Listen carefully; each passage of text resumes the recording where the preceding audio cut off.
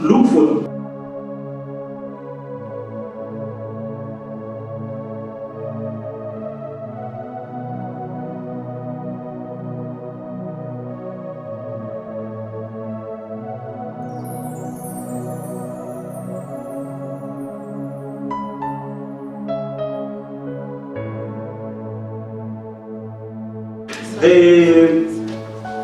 look for 5 people, make a group of 5.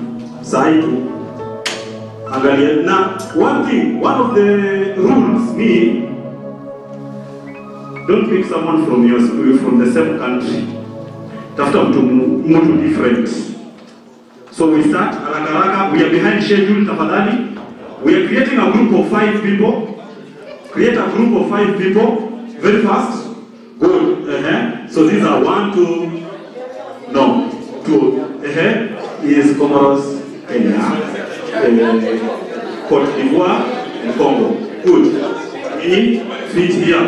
Good. Yes. Tafadhali, usipate watu wa Kenya wote kwa group moja. You Kenyans, I know you. Mnaweza hapa tu mkeka group moja na mseme mwambie natoka Tanzania.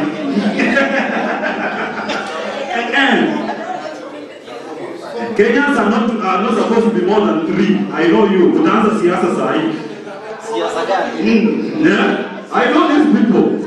Unasikia tu kidogo na hii economy ndugu na hiyo na aje. So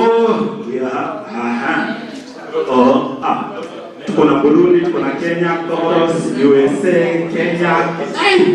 Hapo wa Kenya ni wengi. Lakini hawa hawajui politics, achana nao.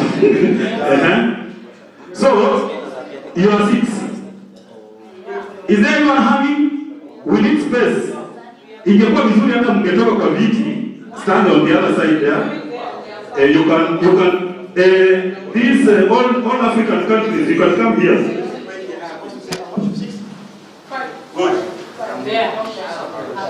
Dr. Ian, you are welcome.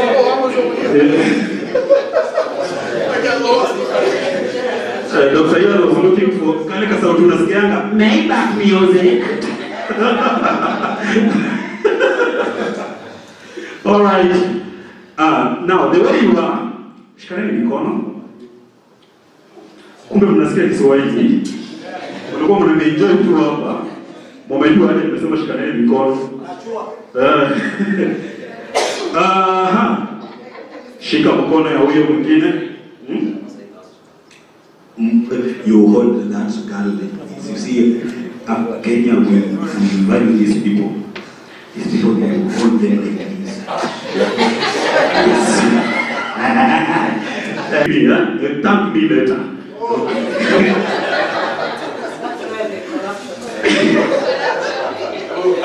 Now, we've been discussing matters to do with communication, so and solving problems in every zingine. So I really want to see you people how do you hands like this? Yes, yeah, exactly. So like that. If the hands are short, you move forward. The hands are short, there's only one solution. Move forward. Good. The same way you are, I want you to turn and face where I am without removing the hands. Now there's a guy from Burundi here who wants to kill people. Good. Yes. Yeah, you face this side, where Mr. Ian is facing. So you will face the other side. But you should not remove the hand, you will break the hand, my friend. You should not remove the hand. So that's where collaboration and what? Communication and collaboration. That's where communication and collaboration comes in. I can see professors group here. Msituonyeshe rudini kwanza wasione. Rudini kwanza wasione. You see, this is now the goodness of being with a professor. Hey, what is happening to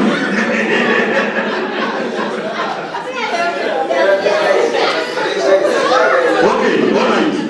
Now, we were demonstrating, and I believe that right supposed to be done, right? Now, before you proceed, you go back to your normal, yes, Ivo. Now, in the count of 3, we want to see the group that sasa nilisema mko na professor lazima tu mko mnajichocha. In the count of 3, we want to see the group that will do it the fastest. Sasa, are you ready? Are you ready? The count of 3, 2, breathe in kwanza. Breathe in, relax. Calm down, calm down, calm down. Are you calm? Are you down? In the count of 3, 2, and how do you spell French, by the way? In the count of 3, 2,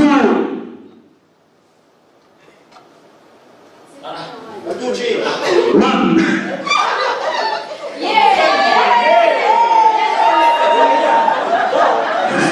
Sasa hii group ya kina Simon walishaanza kusema na watamaliza.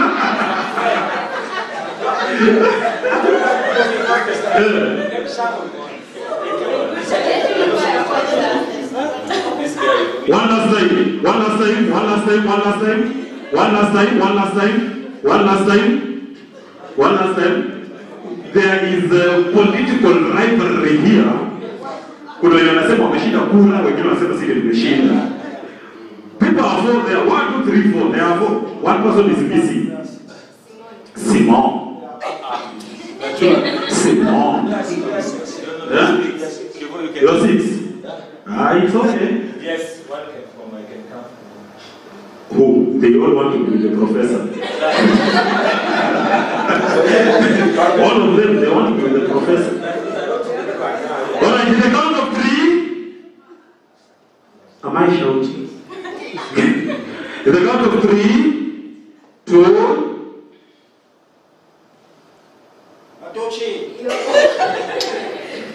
1.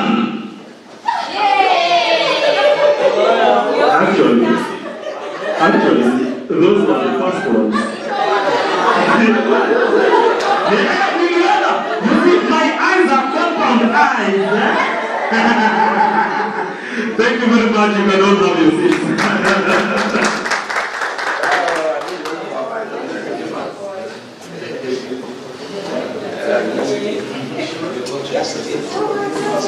Okay, welcome back. I want us to invite Monsieur Ines. Welcome.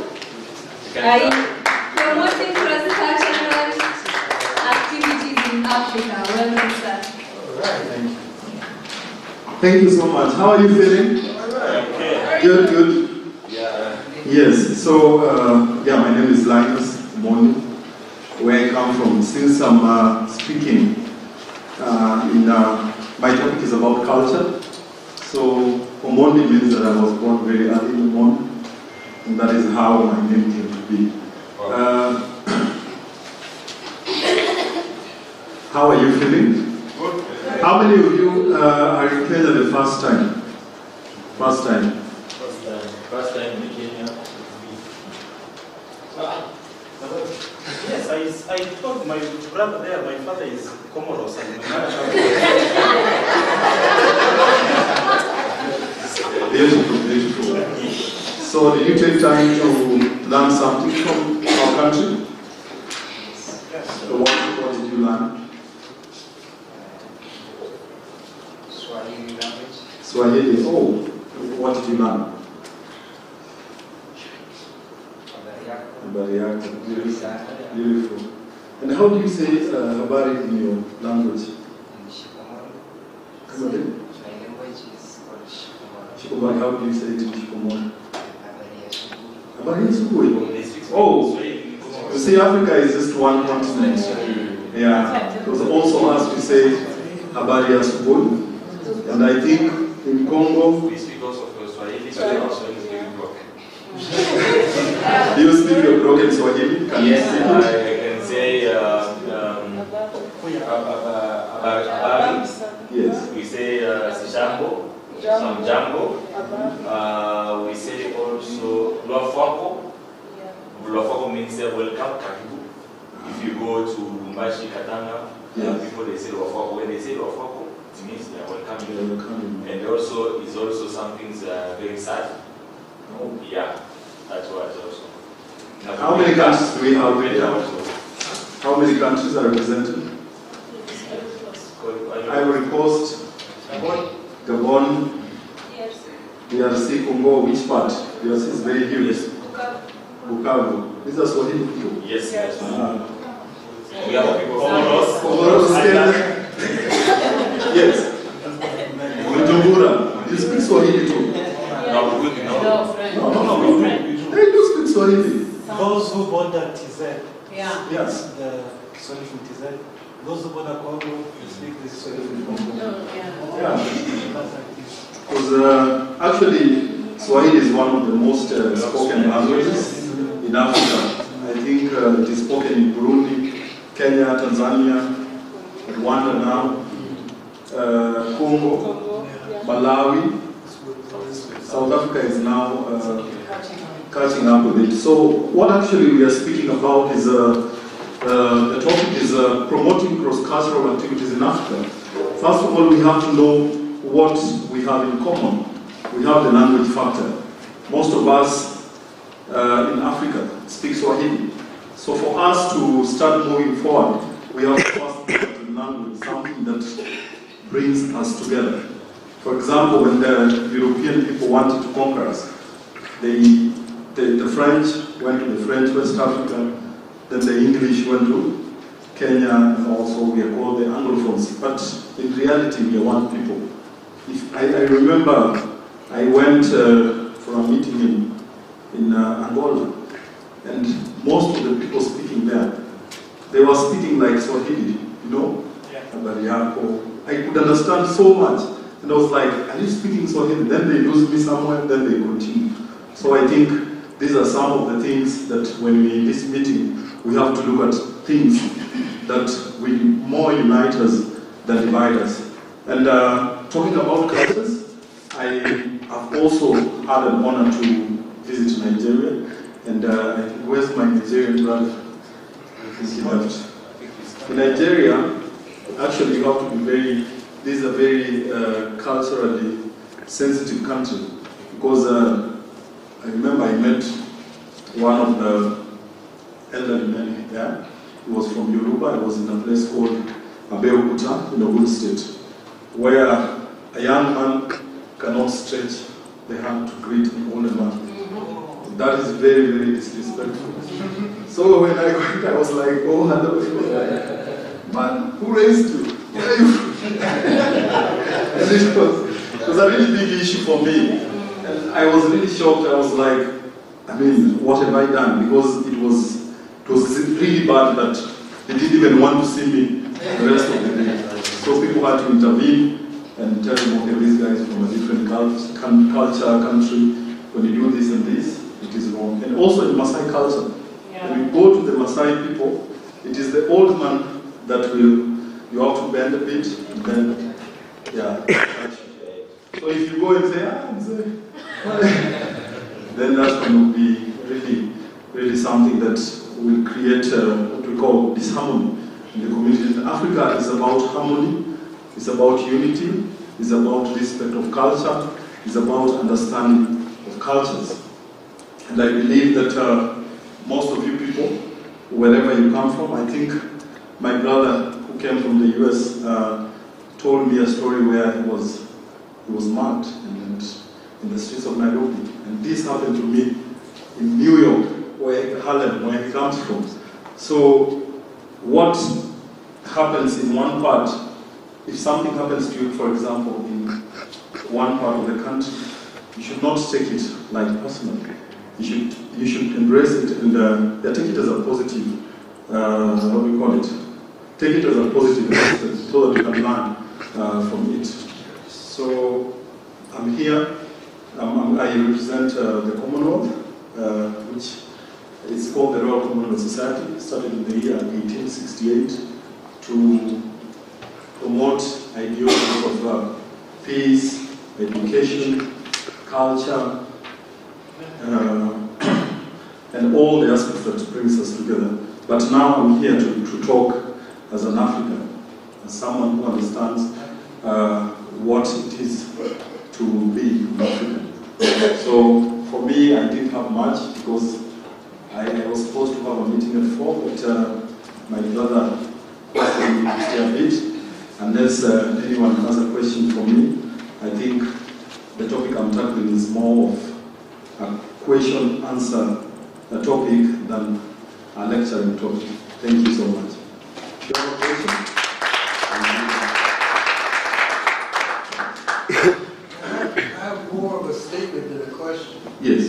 But I hope that this organization that Simon is heading will start a trend and start a movement. Start a movement where we are all one, no matter where we are. Because I'm a descendant of a slave. So, but yet I'm African. And no matter where you are in the world, just like we were playing that game, we can twist and turn, we could be anywhere, but still we are one. And it's a beautiful thing. Thank you so much.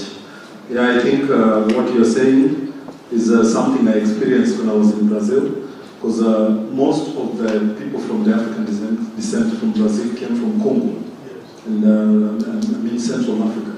So you find that their dances, the Kizumba, is influenced by the Congolese dance. Yes. I'll talk about the different way we express ourselves.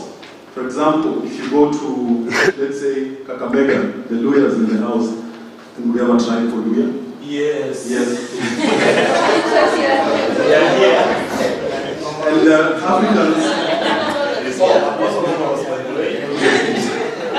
Africans express themselves with their environment, the way they live.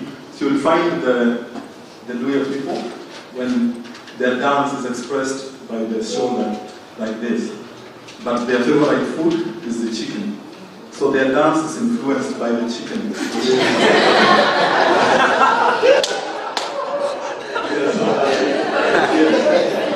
I don't know if he has just one video. You know, we have visitors, so it's good that they just have a glimpse of relax and enjoy. Welcome.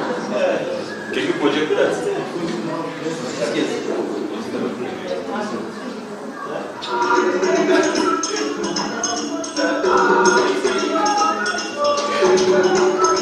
It's the way the chicken moves.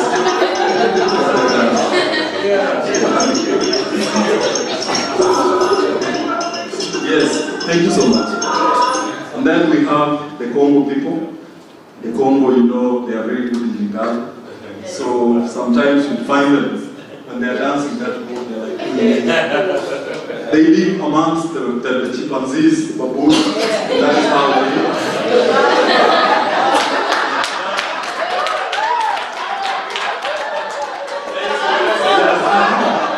This is something that I understand.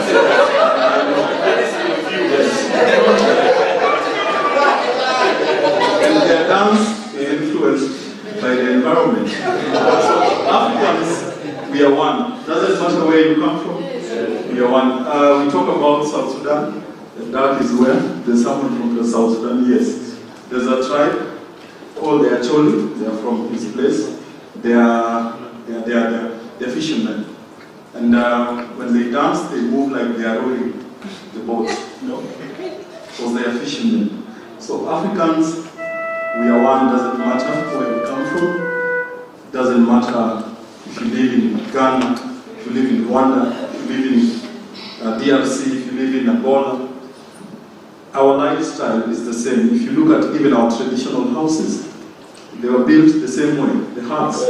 Doesn't matter where you go. You go to Juba, you go to South Africa, you go to Zimbabwe, you go to Uganda. It is the same system. And what we were speaking about when we were talking about how do we do business between probably with each other, the French, the English. I mean, the French speaking, the English speaking, the Portuguese speaking. I mean, you find that we have things that bring us more together than things that are separating us. And if you remove those colonial languages and you just focus on what brings us together, you'll find that we have more Angola than you have more from maybe someone that comes from maybe a neighboring tribe from your country. So it is good that we start promoting this exchange, and I think, Simon, you're doing a very good job. Please clap for him. This is a really amazing, I would say, thing that he has done, because it is not easy to bring French-speaking African people and English-speaking, because there has always been a rift. Where I remember, as Albert said, I went actually to Ivory Coast. I had a friend from Ivory Coast. That was his name. Yeah, I was in a place called Grand Bassam, which is a UNESCO World Heritage site that was built in the 19th century, very beautiful, expressing the cultures of these people. The Europeans used to stay there, the Africans stayed there, people before even the Africans stayed there. So it is somewhere very, very unique. And one thing you notice is that when you are from there, like when you speak English in Ivory Coast, then they tend to behave like the French, like no English. But when you try to speak their local language, then they will embrace you. They will really embrace you. And I think it is time that our government, because in the future we are the people who are going to be in the government, we are the people who are going to be, let's say, president, ministers. And this is something that we planned now, that in the future, let us promote the African language, let us promote things that promote Africa, the language, the customs, the food, the businesses, things that will help our people grow more. So thank you so much. I have one question. Yes. Thank you, Mr. Mainis, for your presentation. So I want to know why these generations, the young people, they are losing African culture. They want to have European culture. So what is your expectation, or what is your advice about it?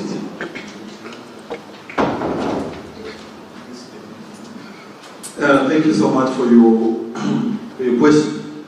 We have a saying in Swahili that says, "Mwachamila ni mtumwa." That means that someone who leaves his culture to embrace other cultures is mtumwa is what in English? Is a slave. Is a slave. So the people, you'll find most young people, call them Gen Z, they feel that our cultures are archaic, that they're not something to be proud of, they're primitive, and this is because they don't understand most of these cultures. For example, I'll tell you a culture from my tribe. During in Luo culture, we have, when they cook chicken, there are certain parts that are supposed to be eaten. The kids will eat some certain part, the young men eat a certain part, the women eat a certain part. And this was because they knew that if everyone was to eat everything, then there would be disharmony and almost even friction in the family. And this I noticed when I visited a friend of mine who was from a different tribe. When I went there, when they served, like the kids and everyone was just grumbling over everything, and created that sense of, I would say, embarrassment to the people who had invited me, and also there was no certain kind of respect and harmony. You could see there was a bit of chaos. So these are the things that our ancestors were trying to help us to try to avoid, I would say. So I think those young people who are not following their traditions, their culture, probably you'll find that this is not even promoted in your house, because if culture is something that you see being done day in day. So if they see it from their house, then probably they will pass it on to their generation. But if it is not promoted in their habitat, then it's hard. It's really hard. But I think so, like the government there was a big part. Like, let's say, because that things I saw it in Congo, I think during Kabila Father, which he was learning some culture and some activities was doing. It was like every Saturdays you need to learn culture. You need to bring your everyone is about to talk about the culture from the side before, and about the traditional even dance, even what do you call that, some story. So I think why not we can have the kind of things which can help also, because some people they have not been taught. You know, I found some. Let me tell you an example. I meet a student who's telling me I don't know even my mother tongue because I've born in Nairobi, and even I'm not interested to go to my village. So yes, I would say that when it comes to issues to do with competitions organized by the government, we have music festivals that happen every year where people display the different traditional cultures and dances from all over the country. We also have drama festivals where they also display those dances that are seen here. That was a drama festival. And we also have forums where we try to promote our intangible heritage. And we organize through UNESCO. They have programs or workshops where they call people from different tribes, from different counties, where they meet together to discuss and promote these cultures. And for the young people that you're saying that are not interested to go to the village, I think that is a personal choice. Because each and every African, I believe in this house, everyone has his own village. So when you decide not to go to your village, then it is your personal decision and not a communal decision. But do you think it's a responsibility for the parent? It is a responsibility. That's why I said it starts from the home. Yeah. Now, first of all, there's a question from behind. I don't know who will take this microphone.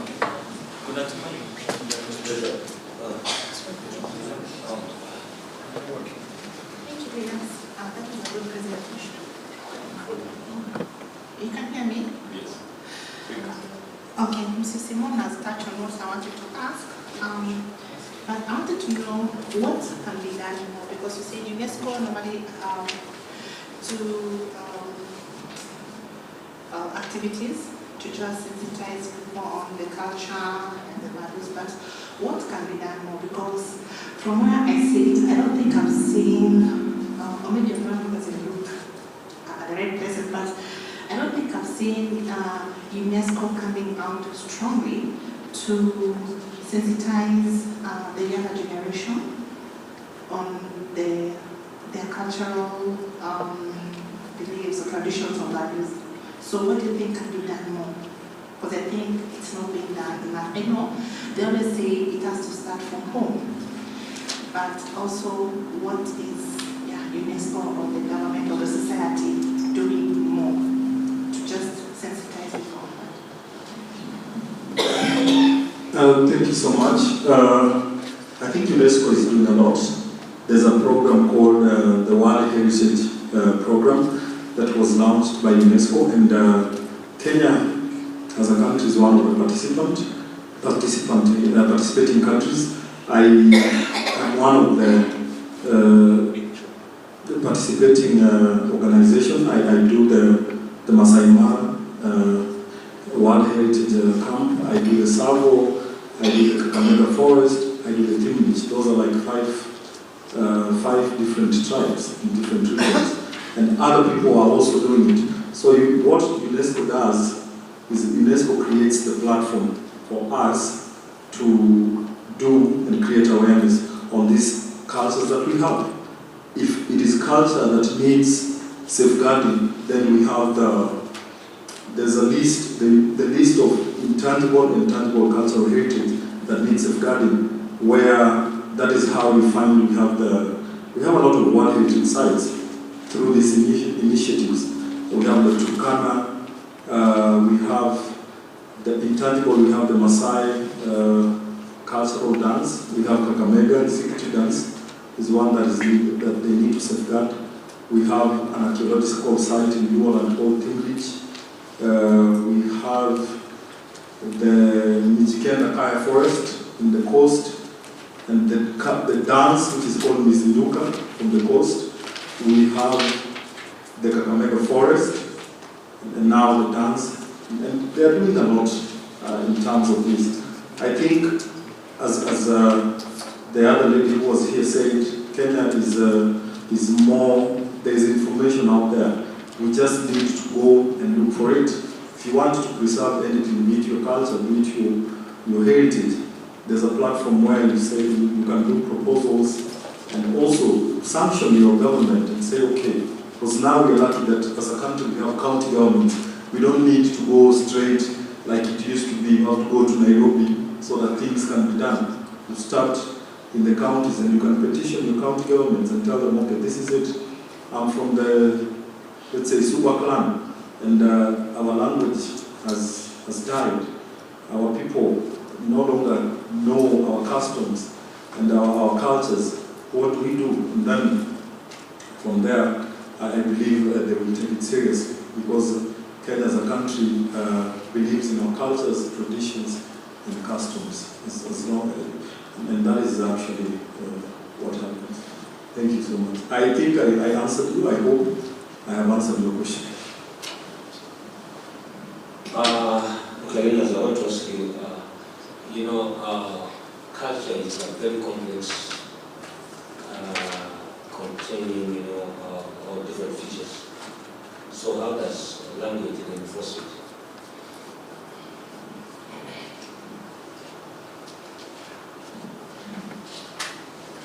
How does language reinforce it? I just want to understand the context of, because, for example, I talked about Basuba, and I told you that they were assimilated by the Boers. These are Bantus, real Bantus.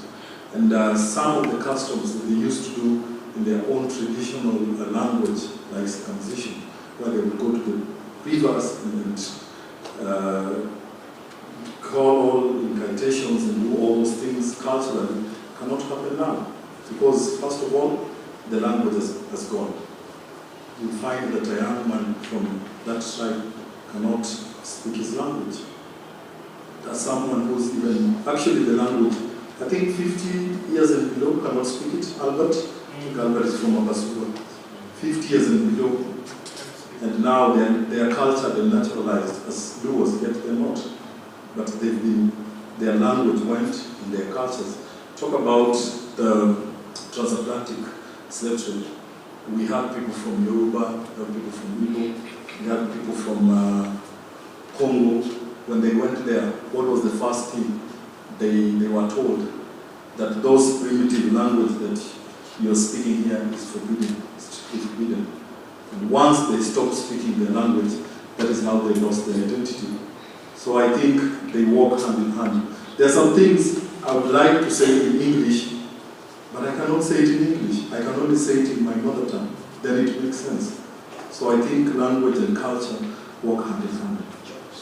I want to ask, with culture being as important as it is, why doesn't the government have more responsibility to, even if, like, so young people, 5, 6, 7 years old, and they can have classes where they teach the language that their fathers or their mothers or their families from.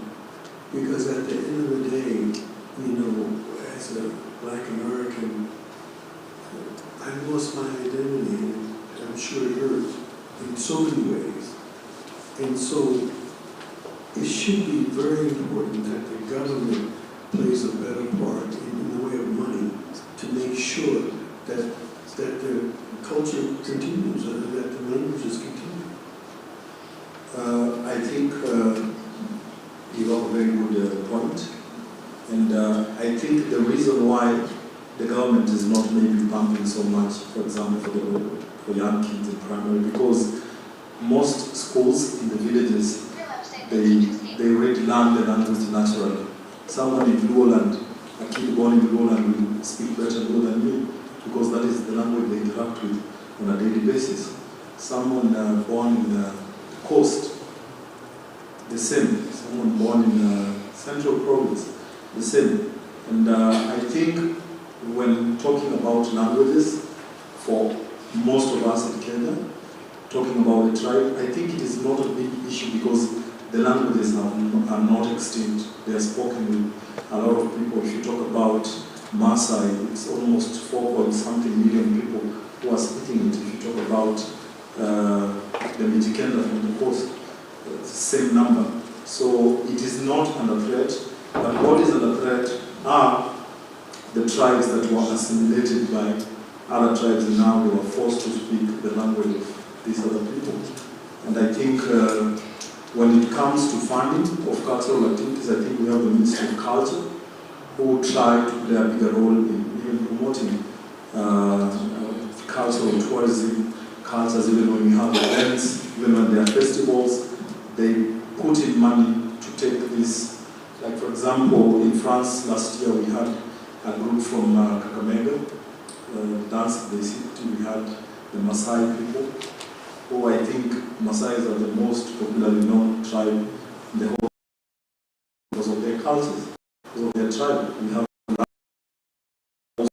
they are from Nigeria and all that. So I think when it comes to but I think maybe promoting the culture and getting the cultural value is a bit of the issue, which UNESCO and even all of us, we have to take part in making it more well known and preserving it. No. Yes. Hello. If I was to add on something about that, I think our culture so far, unfortunately, it's fading away because of what is so-called civilization. Because, as we all know, Africa had their own civilization. But the colonials came and lied to us that what we know and our knowledge and skills are nothing. However, the same people that built the pyramids, they are found in Africa, and we are trying to downgrade so that they can be above us. But I think the solution is to include the education in a primary school, through the Ministry of Education, especially the government. If it does that, kids of 5, 7 years old now will be able to, they will have an idea of what went wrong, of what went wrong. Yes. So basically the solution should be, those cultures should be reintroduced, especially in the urban areas, because our country is so easy to learn the mother tongue and culture, but urban areas is where things go wrong. The so-called globalization, the civilization. Yeah, someone want to say?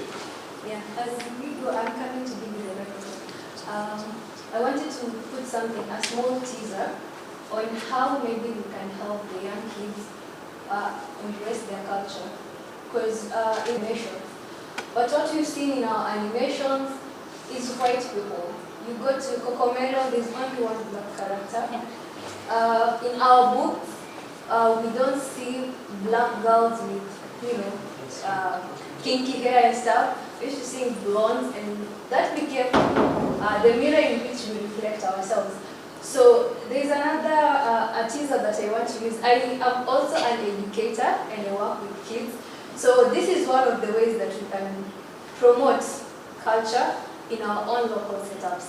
So as I take the microphone, please, can you allow me to have the teaser presented for us? Yes, yes, no problem.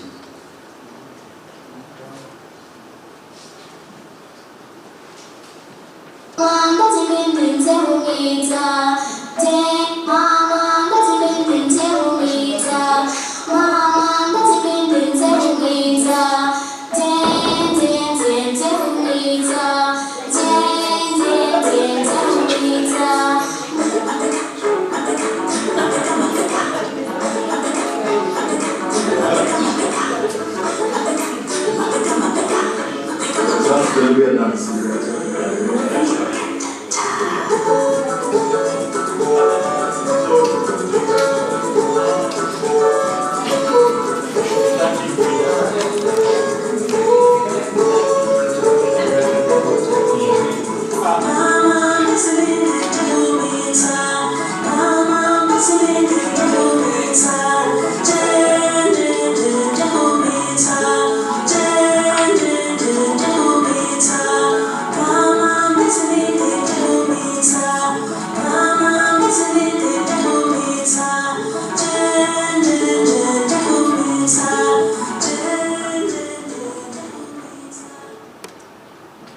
Wow, beautiful.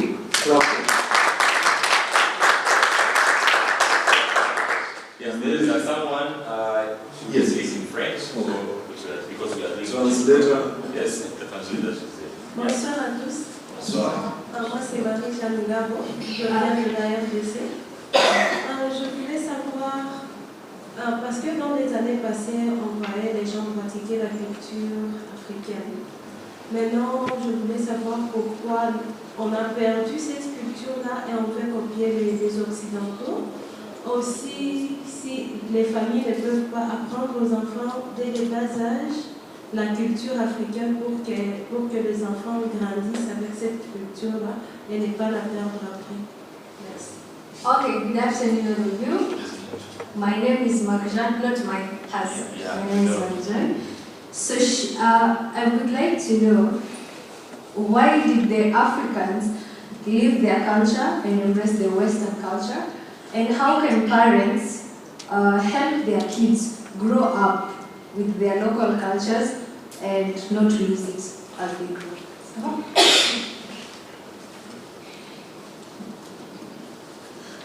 Thank you so much for the question. And I think Africans have not lost their culture, first of all. We are on our way to, it's our pathway. We are to decide if we are losing it or embracing it. So I think so far we've not lost our cultures, because I think we've lost 20% of it, but I think 80% we still have it. It has been watered down. The 80%? It has been watered down. Yeah, it has just been watered down, That's it. but it is still there. And the other question was? How can parents help their kids from a young age grow up now with the culture? Just by telling them about their cultures, exposing them, taking them to the villages. Actually, it is easier for a kid to see than to tell. You cannot tell a kid, read, study, and you're always listening to music, dancing. Of course, it is not possible. You have to walk the talk. You want your kids to embrace your culture. This is what my parents used to do. I grew up in Nairobi, but what they used to do is that every holiday, we used to go to the village. When we close school, we'd go to the village. August would go, December would go. Automatically, I started learning the ways of our people. I learned the language. When I came to Nairobi, my friends were like, how do you know this language? And as we've been here. So the best way is exposing them to their culture, which is the easiest way for a child to learn. And about this cartoon, I think what you've shown is really nice. And you're right, I don't know how to find it. I'll look for it.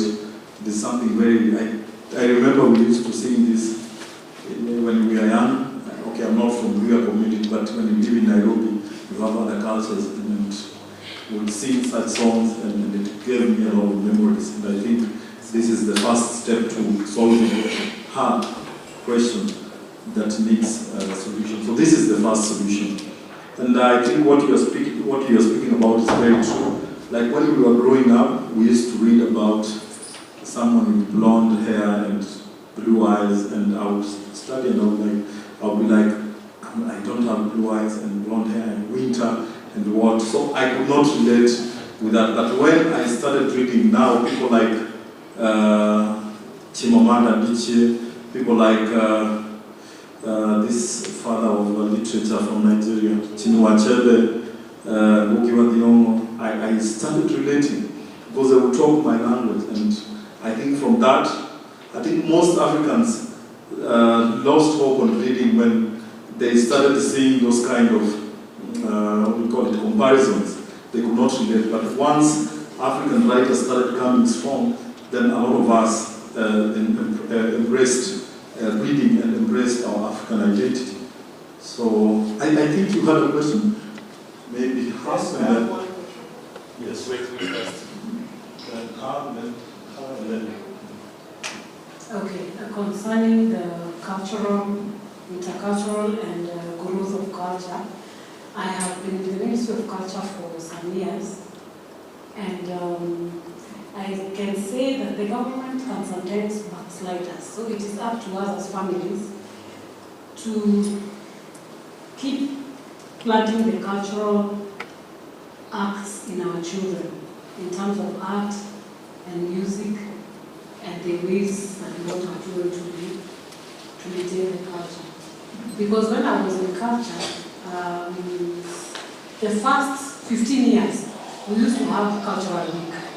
And I was in the organizing teams, and we would organize Nairobi Cultural Week, Kisumu Cultural Week, and then eventually we come up and bring up a whole cultural program at KICC. But then as it came in, we had the President Mwai Kibaki. And Mwai Kibaki did not embrace culture. I remember his first national meeting, he had said there is not going to be any music, and therefore the Ministry of Culture was not able to call out on the musicians and the dancers to come and perform during the first meeting. And everybody came out saying, oh, how boring it was so quiet. But then the next ones now, he saw the importance of the music and the dance, and they brought it back, but they didn't bring it back in full. And I remember one time it was being debated in Parliament that these cultural affairs are not bringing in enough revenue, and therefore the ministry, in fact the Ministry of Culture was going to be erased. And we had to work very hard as fashion designers to do fashions every other 3 months for them to notice that there was something, and therefore we were able to do Kenya at 40, we brought in the herbalists and all the other cultural affair things from different countries, from different counties, and I remember the award bring others from Busia, and we did the European Union Conference, and all African Ministers of Culture. We had a conference of all African Ministers of Culture, which was one of the best conferences that we had, and people have been asking that we could. This platform can be one of those platforms that we can really do that, because I was part of the organizers. We partnered with Parliament, and we were able to bring in the Ministers of Culture from every country in Africa. It was yes.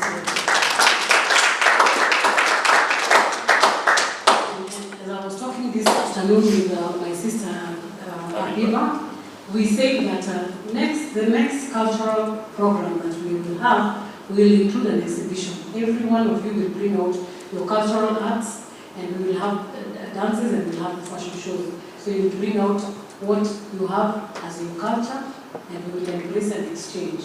And also, because we are talking a lot about business and networking, that is a very good platform of business and networking. Yes. Thank you very much.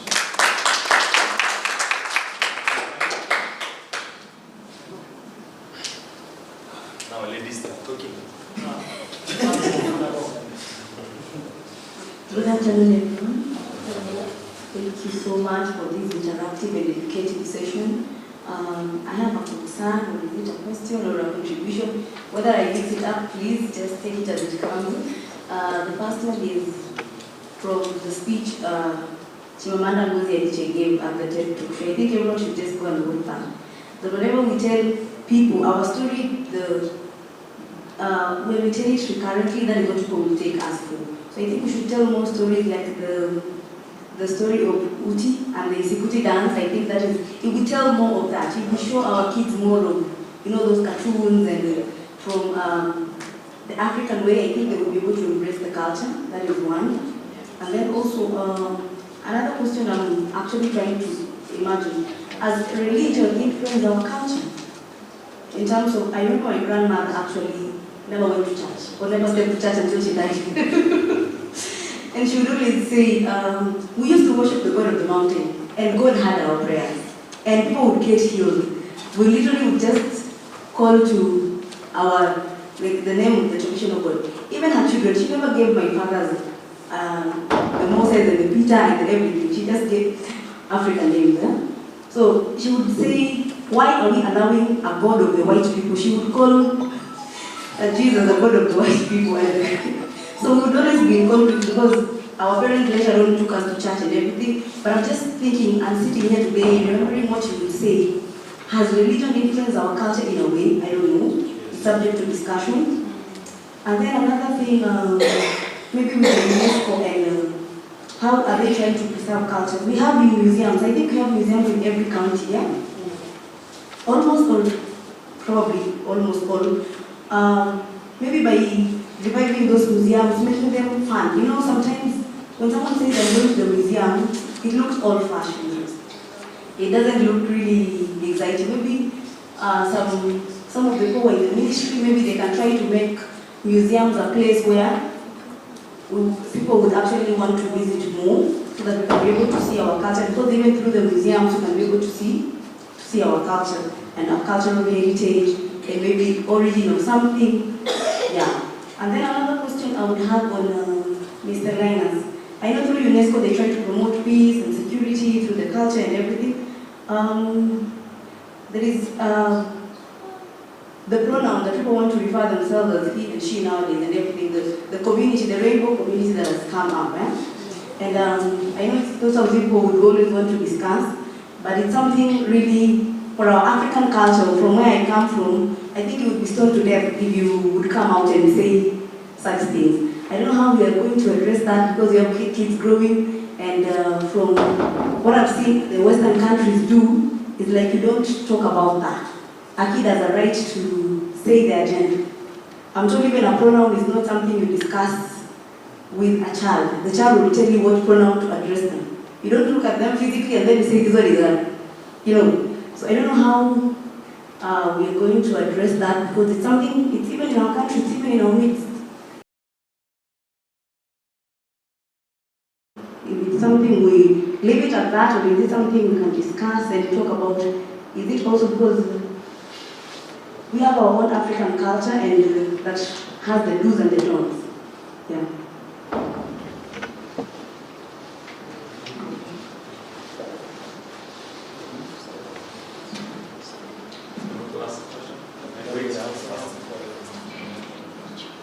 Thank you so much for your questions. I think the one I got was UNESCO, how they preserve and they help preserve and promote our cultures. And I think I tackled this by saying that UNESCO works under 5 programs. They have culture, they have education, they have social sciences, they have information and communication, they have the natural science. Culture is very important, and they notice that Africa is big on this issue of culture. And that is why we have the Intercultural Fund on Culture for Diversity. If you go to UNESCO's website, it has a lot of millions, and people are even encouraged to apply. So when it comes to, I would say UNESCO cannot come to a country and say, you have to do this, because countries are member states of UNESCO.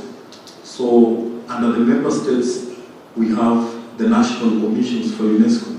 For example, in Kenya, we have the Kenya National Commission for UNESCO, and we have the UNESCO Regional Office.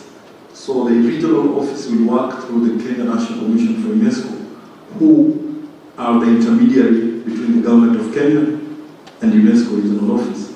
So whatever we want to do as a country, we can do it. UNESCO can only support and say yes when we say yes. It matters the controversial topic of that. I would say that most Africans, and I would quote what Uhuru, the former president, said when he was asked if the gays are accepted and lesbians in Kenya. He said that that is a non-issue for Africans now because we are grappling with unemployment, water sanitation, diseases, etc. And for the Kenyan community or the African community, that is not something that we have to prioritize because the Kenyan people don't see it as an issue like the European people, because for us, our issues is things to do with probably education, things to do probably with we have a lot of things we're grappling with. So for me personally, I would feel like if you're an African, then you should raise your kid as an African. If you're a European, raise your kid as a European. But for Africans, in the way we were brought up, it was something was either black or white. There was no mixture in between. And I'll talk about kids when they are growing up. You'll find a kid when he's growing up, when he's young, maybe 1 year old, he would take shoes. If a boy, he would start riding the shoes and anything in that environment. If it is a lady, he will take a pillowcase and carry it as a baby. So I think, for me, it is just something natural. I cannot call this chair a table, I cannot call a table a wall. I think that is my take. Thank you.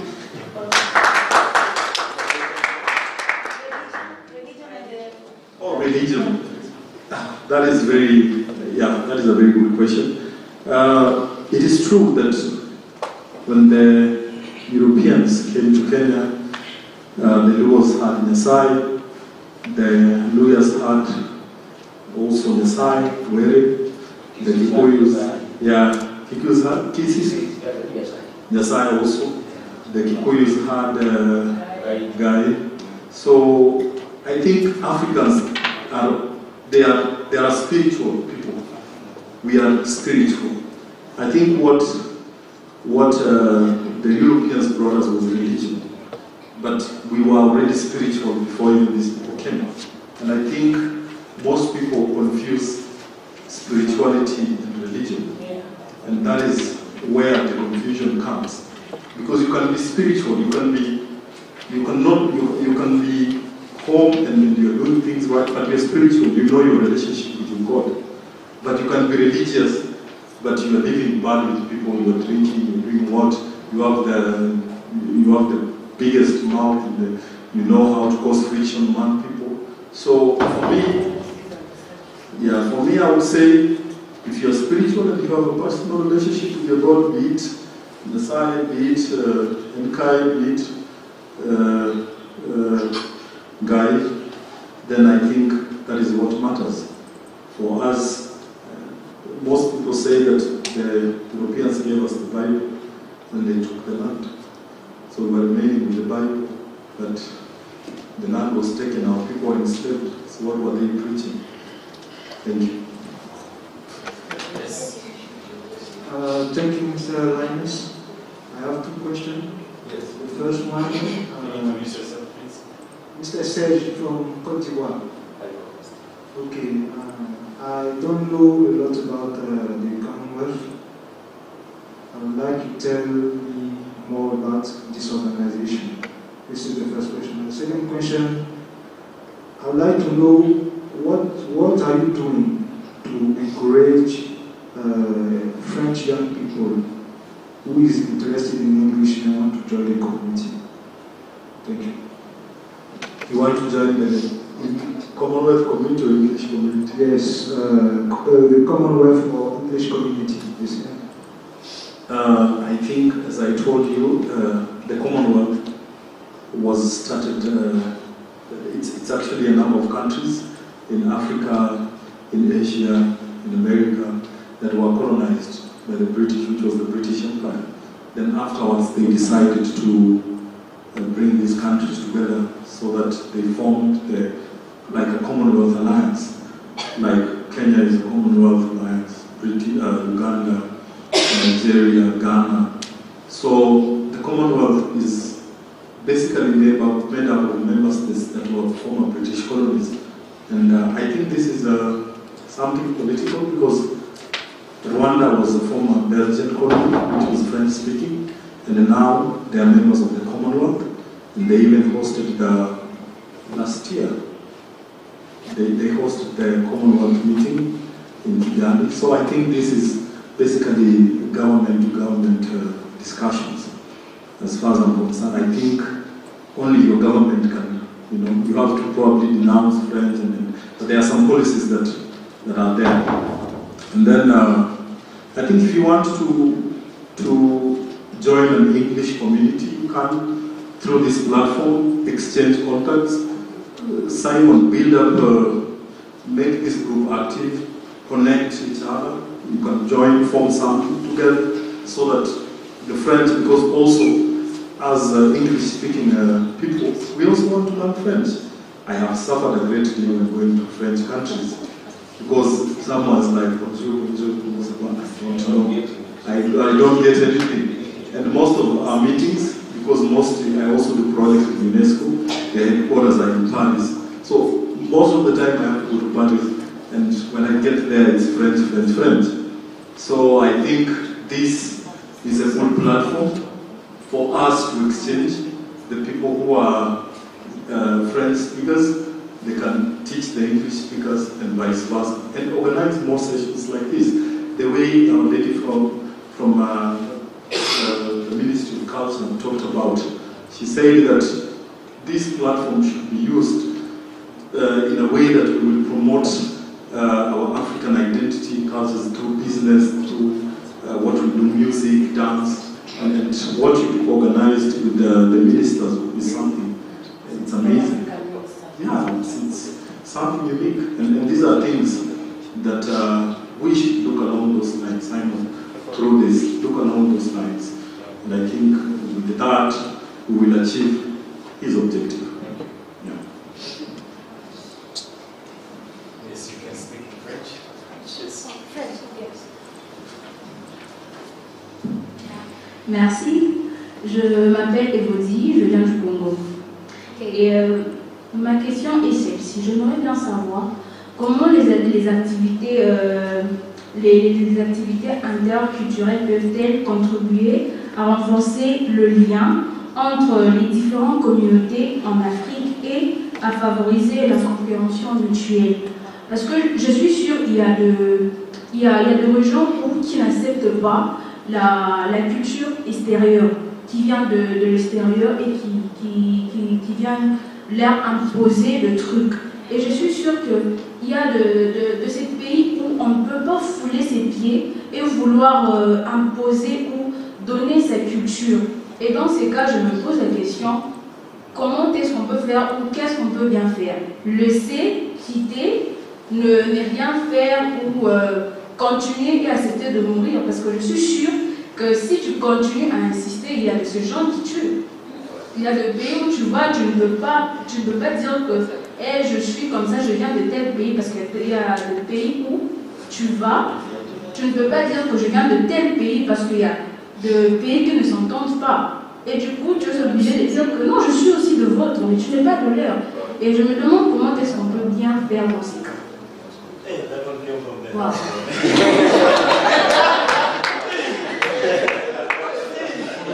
Okay, I'll try my best. Okay, so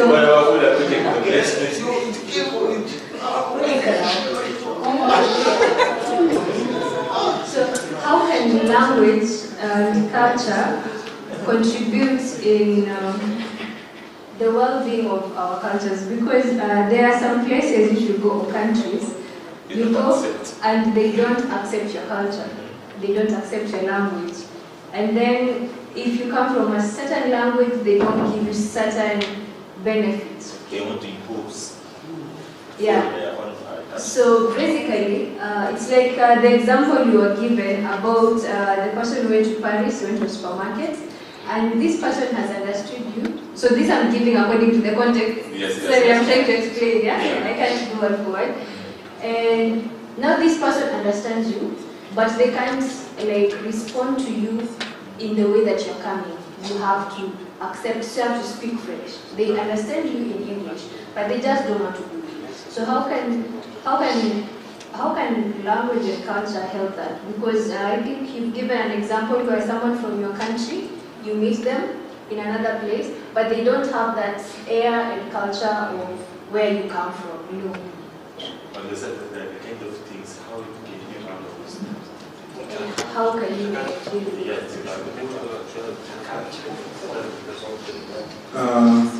Thank you so much for your question. I think this is basically a personal attribute, because if, I would say, if, for example, people say that when you have limited knowledge, then you will have your response would be lame and limited. I would say that it depends with, for example, all of you, by just coming to Kenya, you've added, you are more self-aware, you are more knowledgeable than someone who's never left their countries. So your level of tolerance is a bit high. But if, for example, maybe from Nairobi, I was brought up in Nairobi, I never left Nairobi, and then I meet someone from Congo, and the person from Congo probably just asks me, can you show me if my knowledge of the world, of the people, of anything is limited, I'll judge that person. My first reaction would be, like, I'll try to be a bit, how do we call it? Reservation. Like, this guy sounds like a Cameroonian. No. Just be distant. Yes, I'll try and keep my distance. And that, the distance, keeping the distance, that was the key element of humanity when they were trying to grow. And now that when you understand, then you will not be reserved.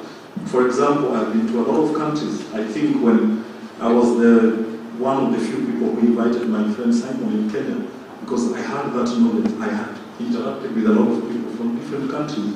I have my friend Doug from South Sudan. When I meet him, we speak like brothers. The first time I met him, I said, "Oh, hi brother, how are you?" It was not like, "Hey, this guy is from Sudan. These people kill people, so I have to be aware." So I think it is, even that lady, the shop lady, the attendant, maybe she's only been in France. She has that bad mentality that people from outside maybe are coming to take something from them. And that is the biggest issue.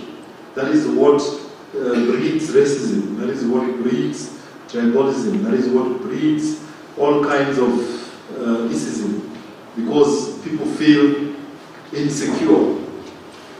People feel insecure when they see people who are not interacting, behaving, and walking, or even coughing, or even looking like them.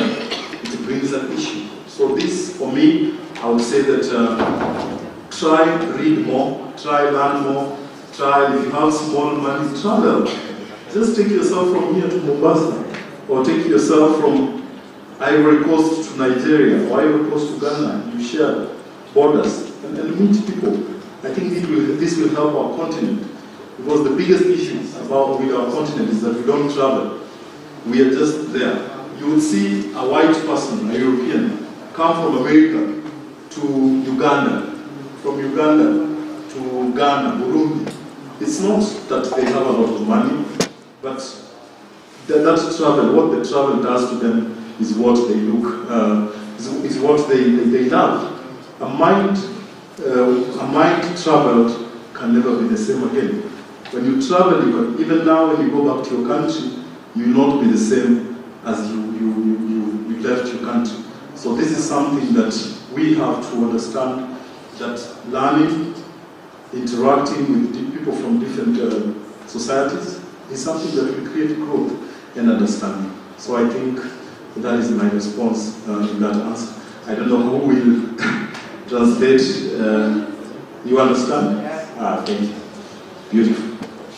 Yes, we have a question. Yeah, and then hello everyone. Je m'appelle Angelo Boyola. Je suis Kenyan.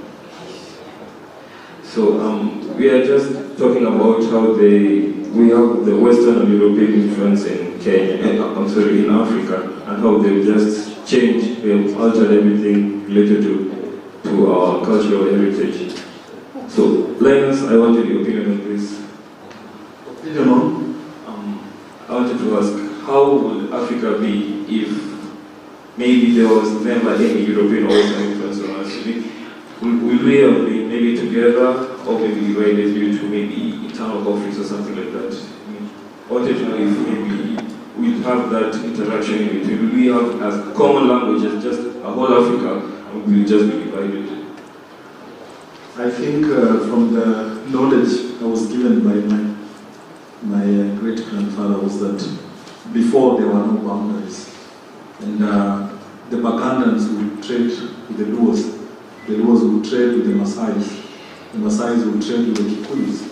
So everyone had their own territory. You could not pass through this territory. You know that this is Maasai territory, this is Luo territory, this is whatever territory. And we used to do business, barter trade. We were the first people who started doing business with amongst ourselves. Then it went to the Arabs, then from the Arabs, then the Europeans. So Africa as a people are a very peaceful people. And even when they went to war, there was a time they would not fight. For example, during harvesting time, they know this time of planting, they know this time of planting and harvesting, there's no fight. But if you compare us with, for example, the Europeans, if you look, we were very orderly people. And I think, if you ask me, one day I believe Africa will be a country. Not Kenya, not Uganda, not Rwanda, but as a continent, we are going to go back to where we were. Another question.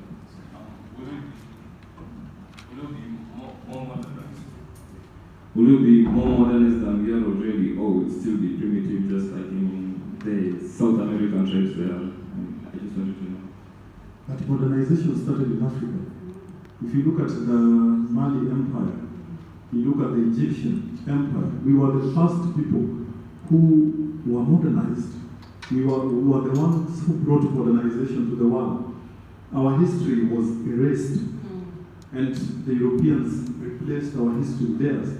They said, you people are primitive, you people had nothing, you people used to what we call it, have slaves. I would talk about the slavery issue. When the African societies used to fight, then of course they would take the slaves. The slaves were treated as now people from this tribe. There was no chaining or anything.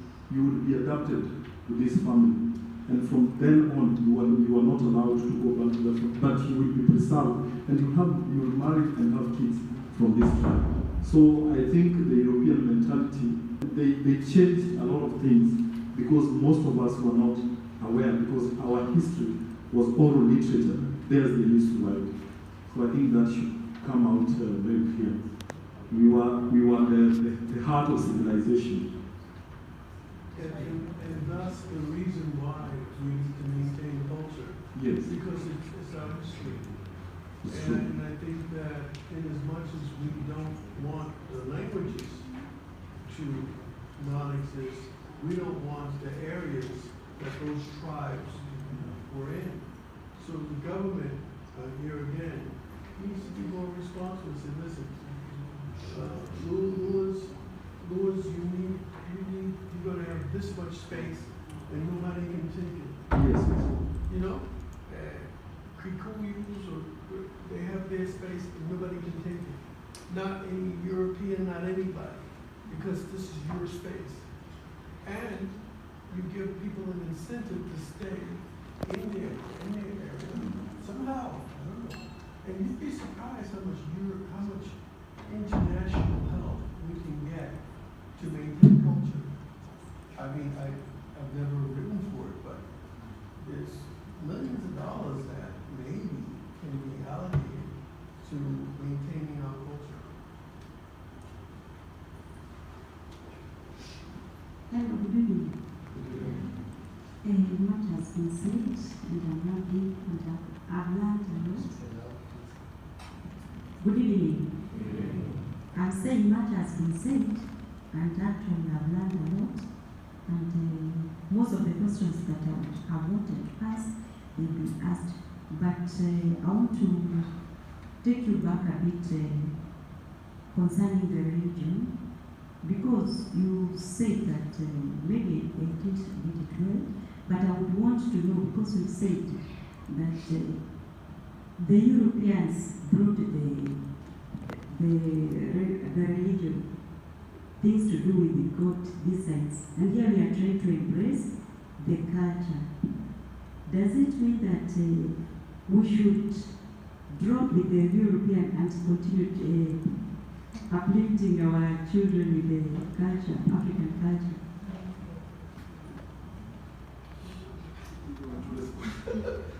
No, sorry, I'm just so passionate about this topic. Okay, let me let him. It won't take a minute, but the bottom line is that Jesus Christ himself was black. And most of the people in the Bible are people of color or black. So it's like, they're trying to teach us something different from what our culture is? No.